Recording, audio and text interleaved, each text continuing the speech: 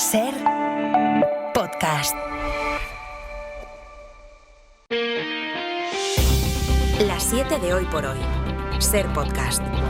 Hola, muy buenos días. 16 comunidades autónomas, todas menos Canarias, amanecen hoy con avisos de algún tipo por la borrasca Herminia, que desde ayer azota todo el norte del país y ha dejado ya rachas de viento de hasta 160 kilómetros por hora. Mira,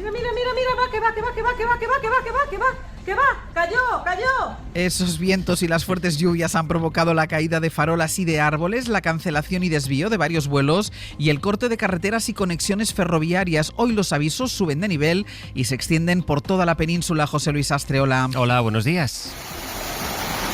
La Agencia Estatal de Meteorología activa los avisos amarillos y naranjas por todo el territorio, bien sea por viento, por lluvia, por nieve o por oleaje. Son de hecho los fenómenos costeros los que esta mañana más preocupan, sobre todo en Galicia, pero también en Asturias, Cantabria y el País Vasco. De las 700 incidencias registradas hasta el momento, al menos 600 han ocurrido en Galicia. Ahí la Xunta ha ampliado la alerta roja prácticamente toda la costa y la mantendrá hasta mañana martes. Radio Galicia, Lara Salgado, Bodía. Bodía, se amplía esa alerta roja por olas de hasta 12 metros de altura en el litoral de A Coruña y Pontevedra. La Xunta recuerda la importancia de mantenerse alejado de la costa, evitar pescar, salir a navegar o practicar deportes acuáticos. En las últimas horas, Herminia dejaba un reguero de más de 600 incidencias, como cortes de luz, hasta 15.000 gallegos afectados por ellos, vuelos cancelados, caídas de árboles o tejados arrancados, incluida la carpa de los premios Feroz en Pontevedra. Durante esta madrugada se ha vuelto a alcanzar rachas de 140 km por hora en Viveiro, tras un domingo en el que Muras, también en Lugo, rozó los 180 km por hora.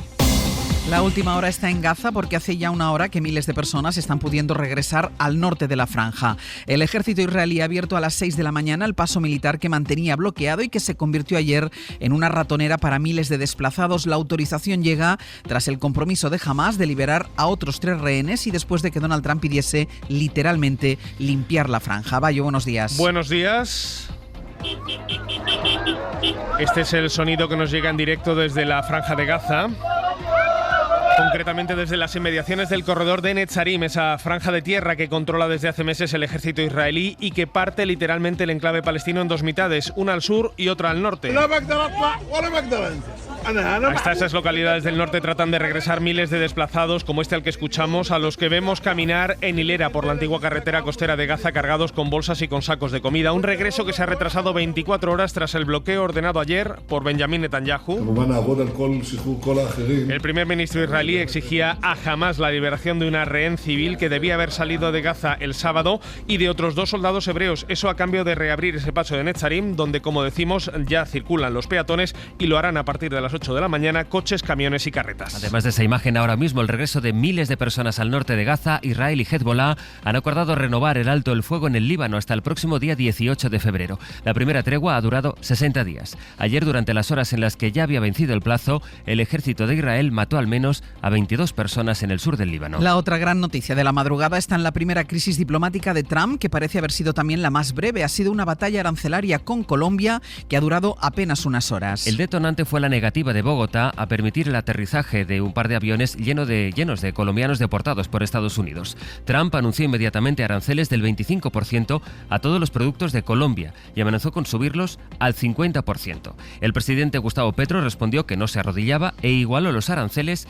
a todas las exportaciones estadounidenses. Pero han hecho falta solo unas horas para que la Casa Blanca anunciara un acuerdo. Asegura que Colombia cede y acepta las deportaciones para evitar esa guerra arancelaria. Seguiremos recibiendo a los colombianos.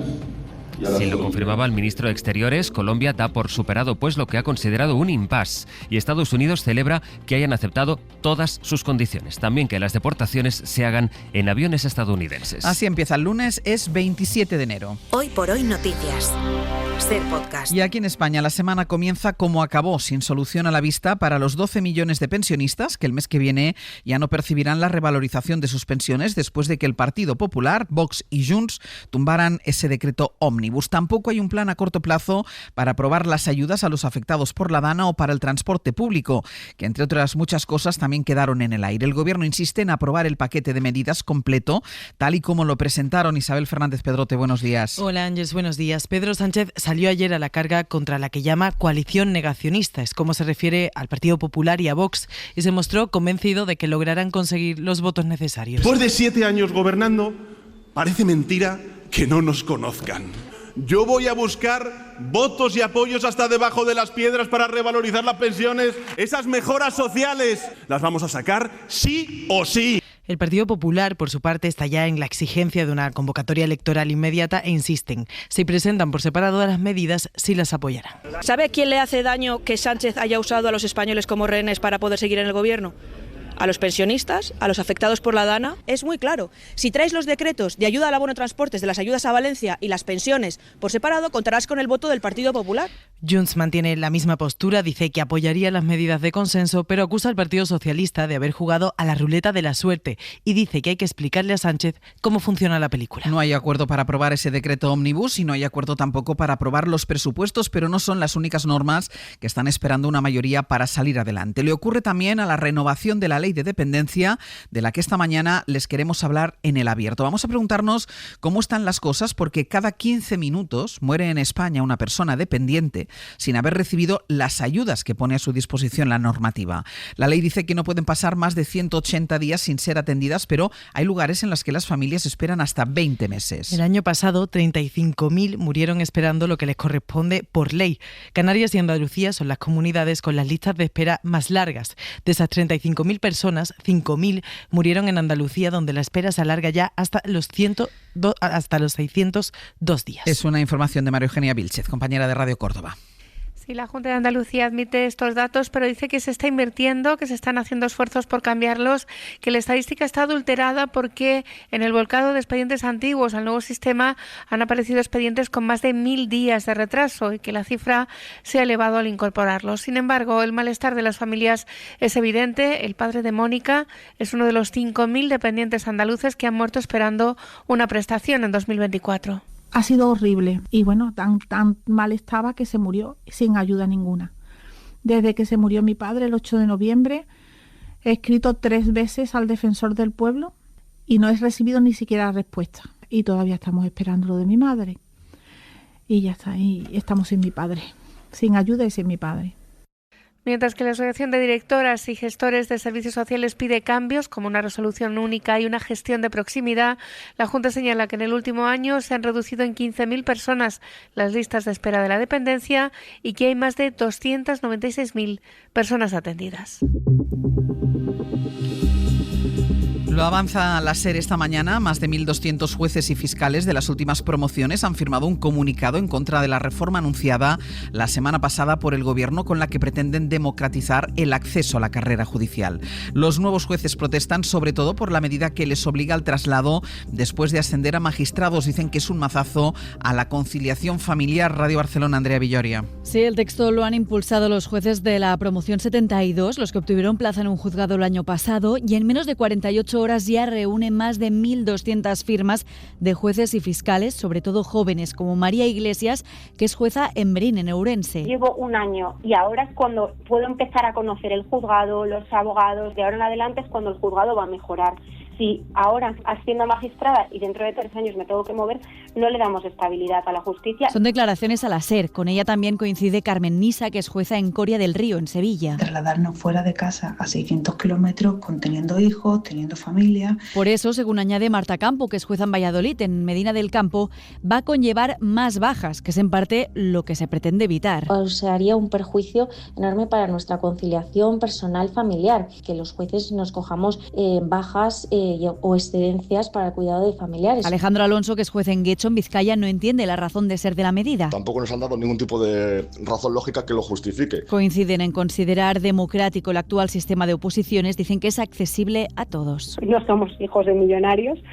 Hay muchas familias que hacen un esfuerzo económico muy importante. Iglesias destaca que, como el 95% de los nuevos jueces, es la primera jueza de su familia.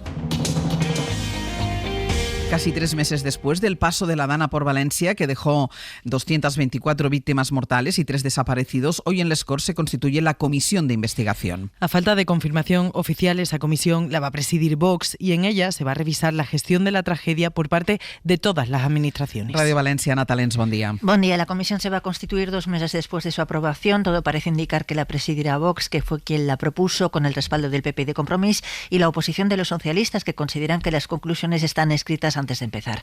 Su finalidad, analizar las causas de las inundaciones del pasado 29 de octubre, la gestión de todas las administraciones, las consecuencias y posibles actuaciones para la recuperación del territorio afectado, y sus trabajos se van a desarrollar durante 12 meses. El presidente de la Generalitat, Carlos Mazón, la exconsellera de Interior, Salomé Pradas, o los responsables de la Confederación Hidrográfica del Júcar y de AEMET son algunas de las comparecencias que los grupos parlamentarios han avanzado que van a pedir, además de documentación como la factura de la comida del presidente el día de la Dana o el registro de sus llamadas esa tarde.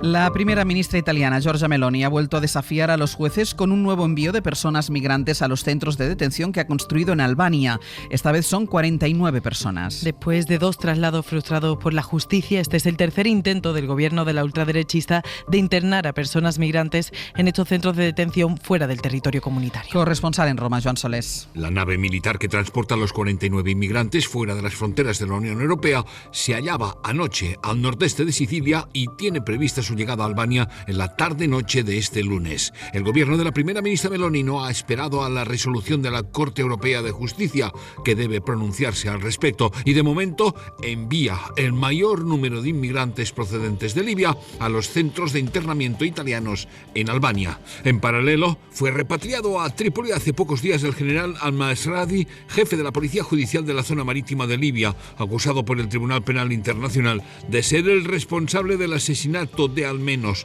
34 detenidos, de 22 violaciones sexuales y de ser quien permite o no la salida de barcazas de inmigrantes. No es un traficante, ha precisado Meloni a los periodistas. Su liberación no es una decisión del gobierno, ha añadido la Premier. Sí lo es, al tratarse de un sujeto peligroso para la seguridad de Italia, llevarlo fuera del territorio nacional. Inmediatamente dal territorio nazionale. Por el mismo coste, Italia podía haberlo entregado a La Haya cumpliendo el mandato de arresto del Tribunal Penal Internacional, han ironizado dirigentes de la oposición.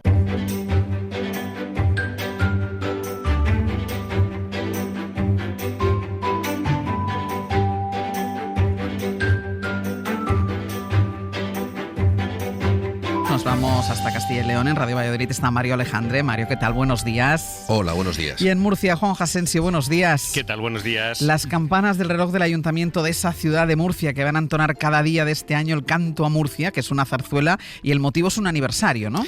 Sí, y es que el Canto a Murcia es el himno oficioso de la capital de la región. De hecho, es más famoso y popular que el himno oficial, y es el tema escogido por el ayuntamiento para que suene durante todo este 2025 a mediodía, para celebrar así que este año se cumplen 1200 años desde que se fundara la ciudad de Murcia a orillas del río Segura.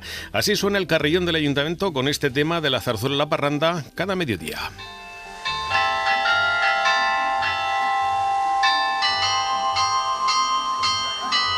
Pues esto sonará todos los días de este año. Las campanas del reloj del ayuntamiento entonarán cada día el himno, pero será sustituido por otras piezas musicales en fechas especiales o señaladas. También está preparado para entonar el himno a Murcia, el himno oficial, o el de la coronación de su patrona, la Virgen de la Fuensanta. Pues música a los mediodías en Murcia. Ay. Un instituto de educación secundaria de León lleva varios días con protestas, Mario, para que les arreglen la calefacción.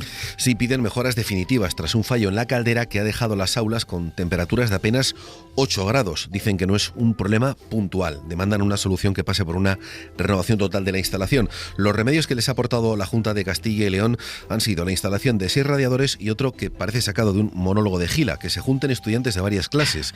Se supone que para que se den calor. Claro, que aprovechen los radiadores y que se den calor unos a otros. Los profesores lo han rechazado por inviable, por impartirse materias diferentes en los mismos horarios. Que la caldera va mal se sabe desde hace 4 años. Queremos que se pongan las pilas. La comunidad educativa ya está harta. Más de la mitad de los alumnos se están quedando en casa y eso les da igual. La situación ha provocado, como decimos, que muchos alumnos hayan preferido no acudir a clase y protestas en la puerta del instituto.